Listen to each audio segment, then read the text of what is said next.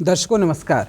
स्वच्छ भारत मिशन ग्रामीण आज विश्व का सबसे बड़ा व्यवहार परिवर्तन का कार्यक्रम बन चुका है।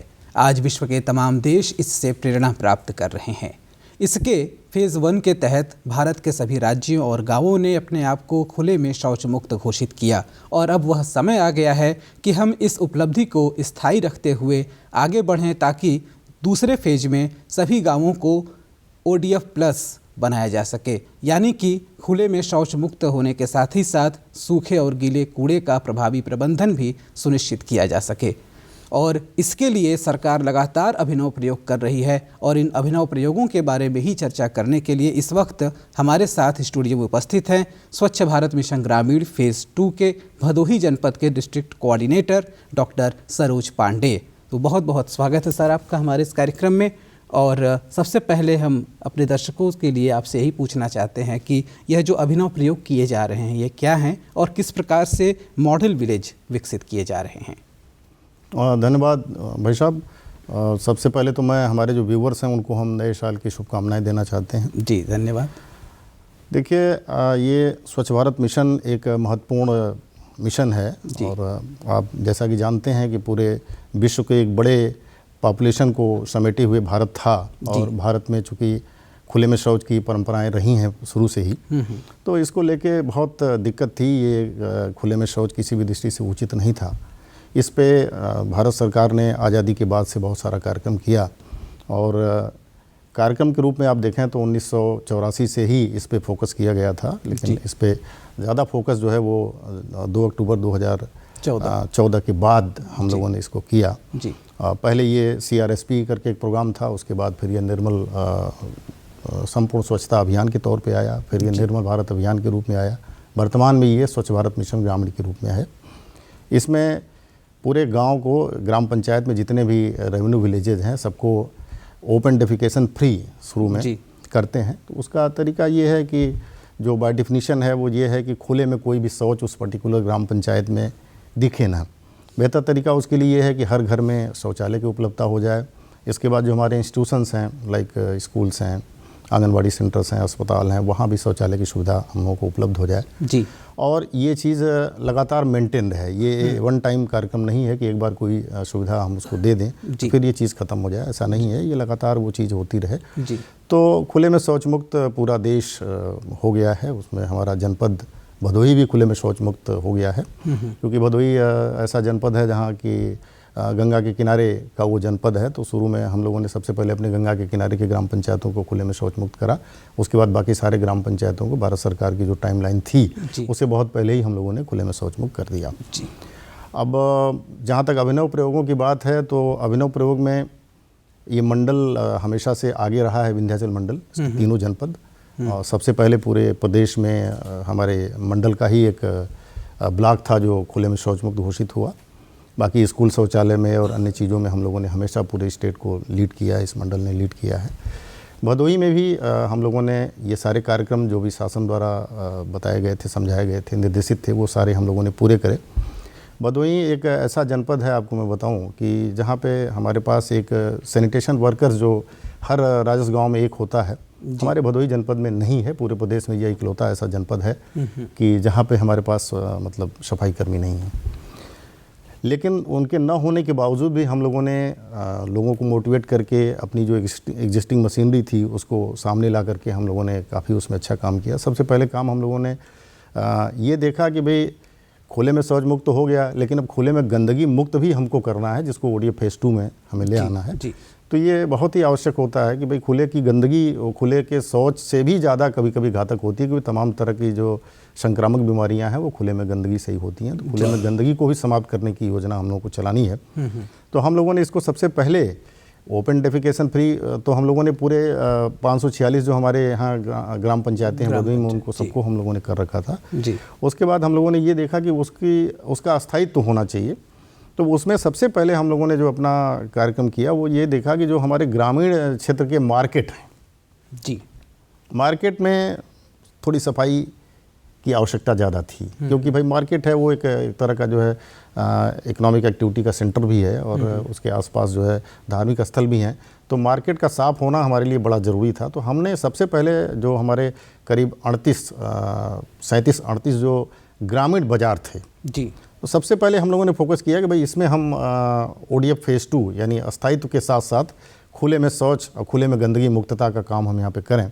तो ये हम लोगों ने पूरे जन सहभागिता के साथ हम लोगों ने इसको स्टार्ट करा।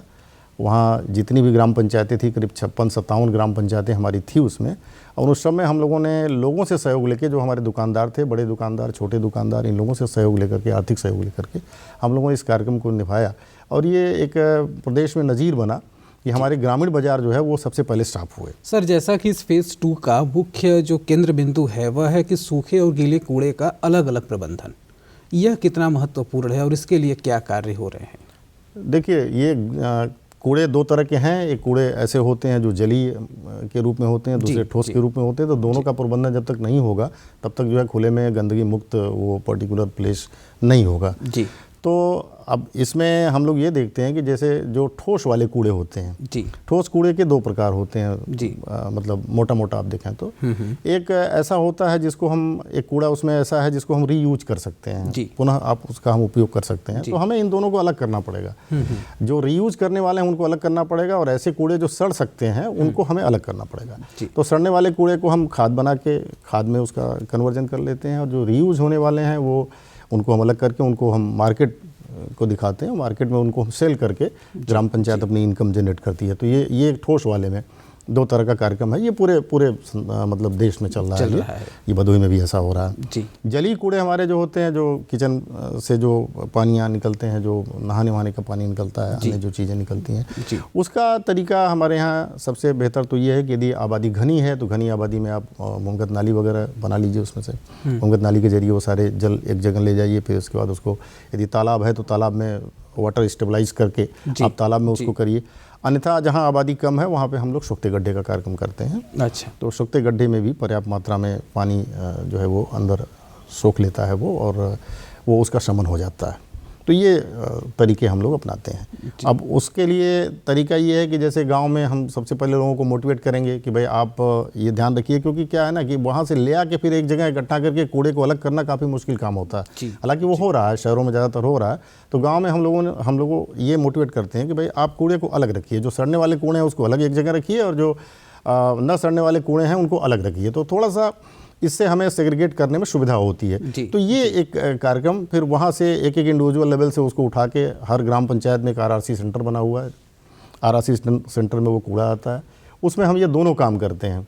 यदि ऑलरेडी वो अलग सेग्रीगेटेड है तो जो बाज़ार में जाके बिक जाएगा उसको अलग एक जगह रखते हैं, और जो सड़ने वाला है उसके लिए हम खाद में कन्वर्ट करने की विधि RRC में हम लोग बना रखें। दर्शकों, जैसा कि आप देख रहे हैं, पांडे जी ने बताया कि सूखे और गीले कचड़े का प्रबंधन हमें ही करना है, क्योंकि हर काम, महात्मा गांधी जी ने भी कहा था कि स्वच्छता एक आदत होती है।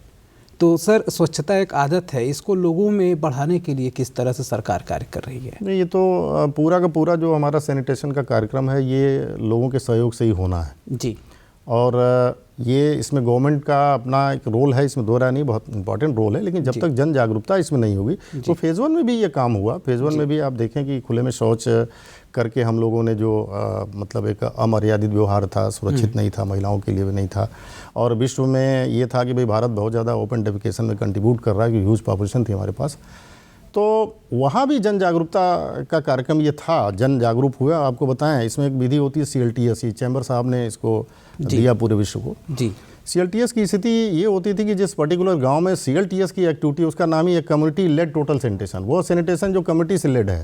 तो कम्युनिटी इसमें जब तक पार्टिसिपेट नहीं करेगी, तो यहाँ हम लोग जब कभी इसमें टिगरिंग होती है, टिगरिंग करते थे गांव में, गांव के लोगों के सामने उनको ये बताते थे कि भाई ये जो आप कर रहे हो बाहर, ये चीज़ अच्छी नहीं, इससे आपकी मर्यादा प्रभावित हो रही है, आपको बीमारी हो रही है। तो आपको मैं बताऊँ भाई साहब, अनुभव ये था कि एक्चुअल में लोग बिल्कुल पिन ड्रॉप साइलेंट वहाँ हो जाता था। लोग आके खुद कहते थे कि अरे भाई इस तरीके से तो कभी हम लोगों के सामने ये बात आई ही नहीं जी। तो वो सोचने के लिए मजबूर हो जाते थे। अब फिर वो उनका ये था कि भाई नहीं, हमें भाई इसका प्रबंध करना ही करना है, चाहे जैसे भी वो कर्जे लें या जो भी करें, आप हमें टेक्निक बताइए। तो जो मेरा अपना अनुभव रहा है वो ये रहा है देखिए, खुले में शौच की जो प्रवृत्ति है, एक तो वो आदत थी जी, लेकिन इसमें दो चीज़ें, एक तो उनको ये बात बताई नहीं गई, कभी जागरूकता उनके दिमाग में नहीं आया कि नहीं इससे क्या क्या नुकसान हो सकते हैं। दूसरा, इसका प्रबंध कैसे कर सकते हैं, तो टेक्नोलॉजी का भी वहाँ पे थोड़ा सा अभाव था। तो ये दोनों चीज़ें जब उनको बताई गई तो समाज का इसमें एक बड़ा अच्छा योगदान आया और समाज की वजह से ये पूरा कार्यक्रम आज बन पाया। जी, जी। ये बिल्कुल ऐसा नहीं कि केवल स्टेट ने ही इसमें सब कुछ करा है, समाज ने ही किया है। ये फेज़ 1 में भी है, फेज़ 2 में भी है। अब फेज़ 2 में ही आप देख लीजिए जिस तरीके से, अब यदि पहले तो हमें ये कहना है कि भाई आप कम से कम गंदगी करो, जी, पहला काम तो ये करना पड़ेगा, कम से कम गंदगी करो। और यदि आप कर भी रहे हो तो जो कूड़े आप निकाल रहे हो उसको अपने रिसोर्स वही सेंटर पर ही, केंद्र पर ही, जहाँ से ये कूड़ा पैदा हो रहा है वहीं पे इसको अलग अलग कर लो। सेग्रीगेशन वहाँ होना चाहिए। सेग्रीगेशन यदि सेट में होगा तो काम बढ़ेगा। सर, फेज़ 1 की जो उपलब्धि रही, पूरा भारत आज खुले में शौच मुक्त है, उसी प्रकार से फेज़ 2 की भी अपनी उपलब्धि को प्राप्त करे, इस संदर्भ में आप हमारे दर्शकों को क्या संदेश देना चाहते हैं? देखिए, सबसे बड़ी चीज़ तो ये है कि भाई हर आदमी को स्वच्छता की तरफ कदम बढ़ाना पड़ेगा जी, और इसको मन में रखना पड़ेगा। ये केवल स्टेट का नहीं है मामला, ये केवल अधिकारियों का मामला नहीं है, ये अभियान का मामला नहीं है। चूँकि आप प्रभावित होंगे सीधे जी, तो आप अपने जहन में इस बात को रखिए कि भाई जैसे हम लोग स्वच्छता की शपथ दिलाते हैं, उसमें ये होता है कि हम हर दिन, हर घंटे, हर सप्ताह, हर साल स्वच्छता के लिए समय देंगे।